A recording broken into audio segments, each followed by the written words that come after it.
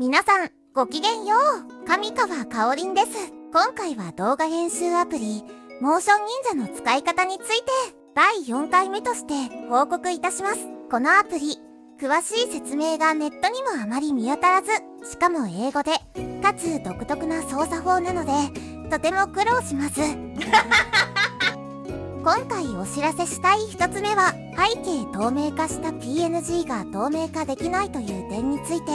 解説したいと思います。私はアイコンなどを動画に貼り付ける際には、背景透明化アプリで背景を透明にして動画編集アプリに貼り付けていたんですが、今回それをモーション忍者に使用しようとしたところ、背景が透明化できないことが分かりました。要するに PNG に非対応アプリのようなんですね。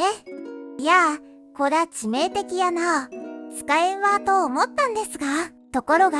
すっとこどっこい別のアプリを使わなくても、このモーション忍者だけで背景を透明化できるのです。かえって今までよりモーション忍者の方が使いやすいのです。つまり別アプリで背景を透明化するという一工程を省略できるのでコスパもいいですよね。やり方はカットアウト、キュートナイズカットアウト、